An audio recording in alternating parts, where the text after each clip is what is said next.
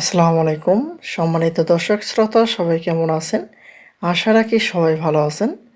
একটি সুখবর রয়েছে, সেটি হচ্ছে পৌনে ৪ লাখ শিক্ষক কর্মচারীর বৈশাখী ভাতার প্রস্তাব অনুমোদন করা হয়েছে।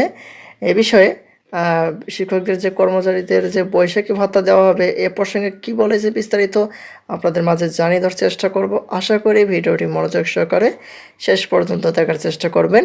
আর আমাদের চ্যানেলটিতে নতুন হয়ে থাকলে অবশ্যই চ্যানেলটি সাবস্ক্রাইব করে পাশে থাকা বেল আইকনটি অন করে রাখেন, যাতে সবার আগে আপডেট নোটিফিকেশন পেয়ে যান। এই রিপোর্টটি প্রকাশ করা হয়েছে 13 এপ্রিল 2025।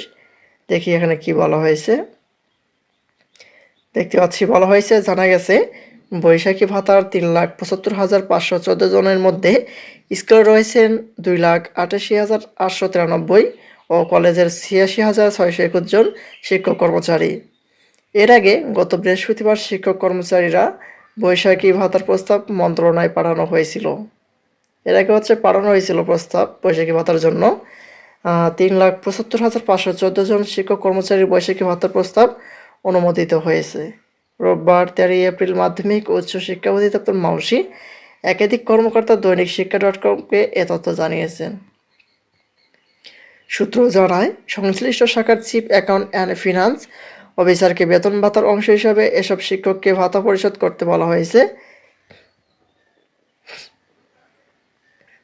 জানা গেছে বৈশাখী ভাতার 3,75,514 জনের মধ্যে স্কুলে রয়েছেন 2,88,893 জন, আর কলেজের 86,621 জন শিক্ষক কর্মচারী।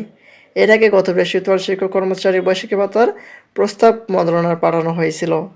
এমভুক্ত স্কুল কলেজের শিক্ষক কর্মচারীদের 2025 খ্রিস্টাব্দের ঈদ উল ফিতর উপলক্ষে উৎসব ভাতা ও ফেব্রুয়ারি বেতন ছাড় দেওয়া হয়েছিল।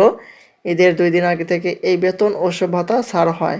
এর প্রেক্ষিতে শুক্রবার ও ব্যাংক খোলার অনুরোধ জানায় শিক্ষা মন্ত্রণালয়। পরে শুক্রবার সংশ্লিষ্ট 4টি ব্যাংক খোলা রাখা হয়, কিন্তু তাতে শিক্ষকরা বেতন তুলতে পারেনি বলে অভিযোগ ছিল।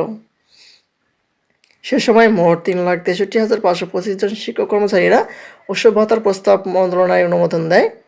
মোট 3,63,525 জন শিক্ষক কর্মচারীর উৎসব ভাতার জন্য অনুমোদন পাঠায় মন্ত্রণালয়। আর এর মধ্যে স্কুলে 2,79,500 জন এবং কলেজের 84,085 জন কর্মচারীরা ছিলেন। এমপিওভুক্ত শিক্ষকদের বেতন ও ভাতা যত দ্রুত সম্ভব দেওয়ার চেষ্টা চালিয়ে যাচ্ছিলেন মাধ্যমিক উচ্চ শিক্ষা অধিদপ্তরের মাউসি কর্মকর্তারা। এই কাজের জন্য শুক্র শনিবারে অধিদপ্তরের কাজ চলমান ছিল।